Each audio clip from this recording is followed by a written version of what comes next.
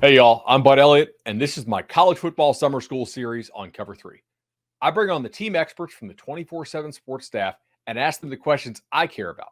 No fluff. Which players will be toughest to replace? What position groups are sneakily better or worse than I realize? We get you the scoop on each team in 20 minutes or less. Let's go. Hey, guys, welcome back to Bud Elliott's College Football Summer School here on the Cover 3 podcast. Today, we are talking a little Oklahoma State, and for that, I'm bringing on my friend Cody Nagel of GoPokes 24/7. Cody, welcome to the show, man. Hey, Bud. Thanks for having me. Absolutely, man. So last year, kind of a weird year to cover this squad. A lot of injuries, a lot of just kind of strange stuff happening. 7-5 regular season. By the power numbers, kind of the worst team since 2014, and yet I feel like there's also some optimism for this season. Yeah, I think with all the incoming transfers that they have, that kind of maybe makes things a little bit better. They kind of got rid of some maybe some distractions within the locker room. But I think yeah, like you said, there's still optimism here that they can get this turned around. Mike Gundy hasn't had a losing season since 2005, so he's obviously got something figured out that even when he does have down years, he's able to bounce back and right the ship, so to speak. So offensively last year, they're looking back at my numbers, they were not as bad as I remembered. I mean, this was like even with the injury to the quarterback, they were still a top 25, top 30 type offense on the whole. Obviously, they lose Spencer Sanders to Ole Miss, maybe some addition by subtraction there. But my notes say here, Alan Bowman, ellipse. What? Like, what? How did they settle on Alan Bowman, who really wasn't playing at Michigan? And what does he look like so far? Yeah, when Spencer went into the portal and it was pretty clear that he wasn't coming back, they started to target some quarterbacks in the transfer portal.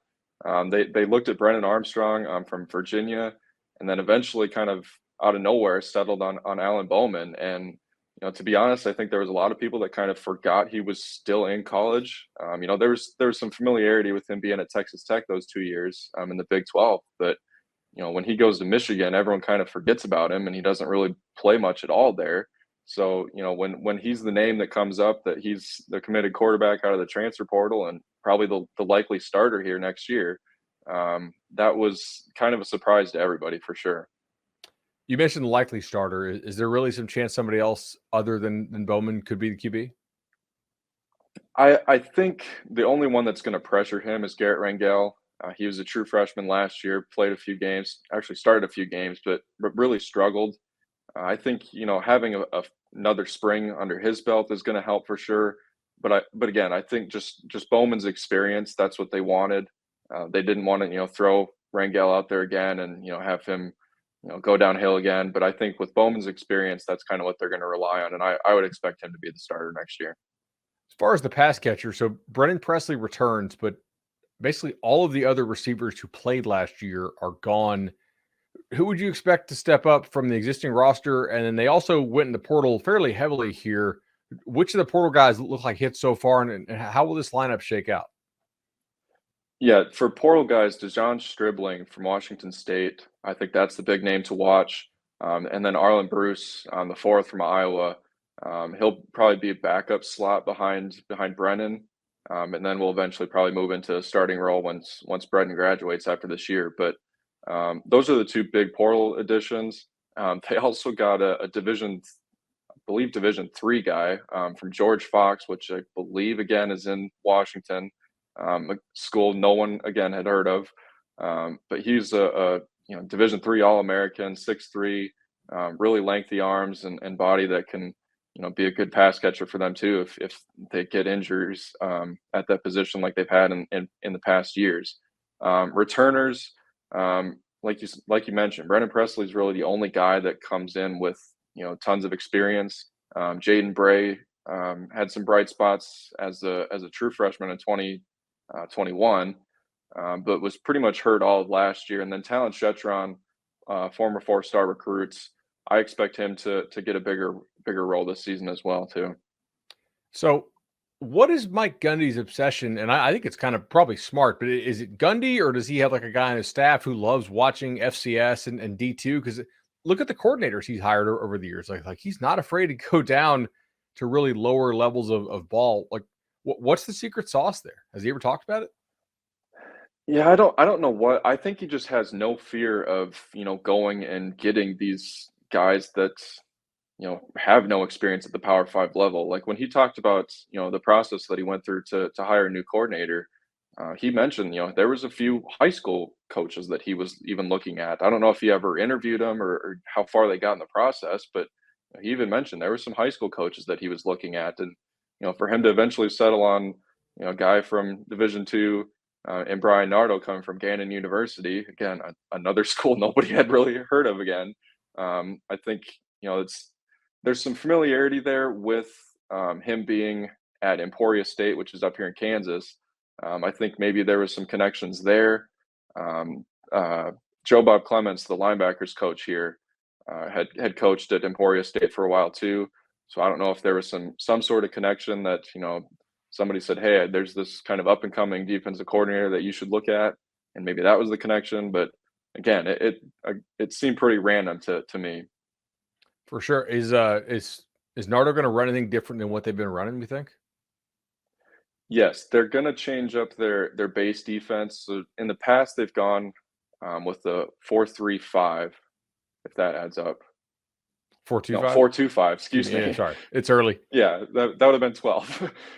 So in the past, they had a 4-2-5. Now they'll be at a 3-3-5, which will be a little bit different. They're going to have more of like, that nose guard, nose tackle up front, which a lot of Big 12 teams have struggled against that three-man front. And I think that's why Gundy wanted to make that switch as their base defense. But it'll change some things up as far as personnel. I think of Colin Oliver, that was, stud freshman edge rusher in 2021. Even had a really, good year last year too. He's going to move back to, stand-up linebacker there in the second level. So that'll probably be the biggest change of the defense. But I think it's a good move from a personnel standpoint too, because they were really thin on defensive linemen with how many guys they lost last year. So it might have kind of forced them to make this change too. Absolutely. So, speaking of line, when the offensive line, they do lose two fairly well-regarded offensive linemen. Is this a group that you think is like status quo or step back, or is there a chance for improvement here? I think the fact that they were healthy this spring, I think there's a good chance that they're a lot better next year. They couldn't do anything as far as practicing last spring because of how many guys were out due to injury. I think by the end of spring practice last year, they were down to 6 like healthy offensive linemen, and I think some of those were even walk-ons. So you think about trying to do you know team drills and inside that you can't do that with only 6 guys. You're not going to get many rotations. So I think Gundy even mentioned the fact that they were healthy this spring. They're already ways or steps ahead of what they were midway through the last point or midway through last season. So yeah, I think there's definitely room for improvement there. Absolutely. Defense, it really did fall off a cliff, which I think we expected some kind of step back because they lost a ton of experience off that 21. They 21 defense. They lost Jim Knowles to Ohio State, coordinator wise, and obviously they've made another coaching change as we just talked about. They do lose their top 2 defensive tackles, at least by snap count. Maybe not by talent, but by snap count, they were the top 2 guys. They bring in some transfer linemen. Is this a group that we think can be similar despite the losses? Yeah, I think so. They've got some up and comers there, Okay. guys that just didn't really get a whole lot of snaps because of some of the veteran guys that were in there. And then they brought in a transfer too. That'll be, I think, an impact player right away. But just kind of run through those names. So guys they have coming back on the defensive line, Colin Clay and Xavier Ross, I think are 2 guys that have been here a while that I think it's kind of their time now to step up. And then Justin Kirkland is a transfer from Utah Tech, I believe. Hmm. Big 6'5", 340 pound, something like that. Nose tackle that has really impressed this spring. I think he was probably the guy that was talked about the most. When talking to Gundy and players and stuff, just about just the surprise of the impact that he had right away. So, yeah, I think the defensive line will be better. But again, it's definitely going to be a change with this new 3-man front, and kind of how the personnel is going to fit into that. Am I right to expect a drop off at linebacker with Cobb and Martin gone? Yeah, I think that's where they're going to struggle. Having Xavier Benson back is going to help, just with his experience there. Colin Oliver's he has experience there at that position. That was pretty much what he played all through high school. So I think that's not going to be something completely new to him. He mentioned he's comfortable playing that position. It'll be a little bit different than what he's had in the past, but yeah, I think those two will be pretty good. And then Nick Martin is another one to watch out for as well. And then Justin Wright, another transfer that they had from Tulsa, 4 years experience there. I think he'll probably fit into a starting role as well. So they've got a few new pieces in there. I think the talent's there, but how everything meshes again is the big question. That Tulsa team, by the way, was like sneaky top end talent. I think they had 7 or 8 guys who either transferred to Power 5 or got drafted by the NFL. It's like, Yeah, and, man, and Oklahoma that's a State lot. got 2 of them Yeah, in Anthony Goodlow and Justin Wright. So yeah, they definitely didn't have to go far to find some transfers for sure. no doubt. In the secondary, it feels like they have a lot of important losses here, but I know they also had a bunch of injuries in the back end last year. What do you make of this group? Yeah, definitely a lot of new pieces. The big one coming back is Kendall Daniels. He was a co-defensive freshman of the year last year in the Big 12. I think he's going to have another really, really good year. I think his ceiling is really high, and I think he's kind of only scratched the surface there. But one of their starting cornerbacks is gone, and Jabbar Muhammad. But they do return Corey Black, who again was one of those guys that was kind of in and out last year with injuries. But I think Cam Smith will take over one of those starting spots there. He's been pretty good this spring, or was pretty good this spring. And then safeties, I think, like I mentioned, Kendall Daniels, and then there's some other guys there too that are younger, that need to just kind of get some more snaps and experience. Lyric Rawls was one of those guys that really looked impressive in the bowl game and made some big plays, and just size wise, he stands out. Walking around during spring practice when it was open to us, he was one of the guys that really kind of stood out just as far as his stature and size. Nice. All right. So special teams wise, Tanner Brown was pretty valuable for this team in some important games. Now he's gone. What do you make of the kicking situation? Did they bring in somebody that can help? Yeah, so they actually kind of lucked out with this whole extra year of eligibility to the COVID year, and that Alex Hale was able to come back. He was actually the Oh, starter huh. in 2020, and I think he was like a semifinalist for would it be the Lou Groza Award? Is that the kicker one? Wow. Yeah. So I Huh. think getting him back is going to be good. He had a just kind of a freak knee injury that year during like warmups before Bedlam or something, and just kind of lost his rhythm and everything like that last year. And Tanner Brown ended up taking over. But I think having Alex back is definitely a security there. He's got experience kicking in pressure situations. But yeah, I think kicker will be all right.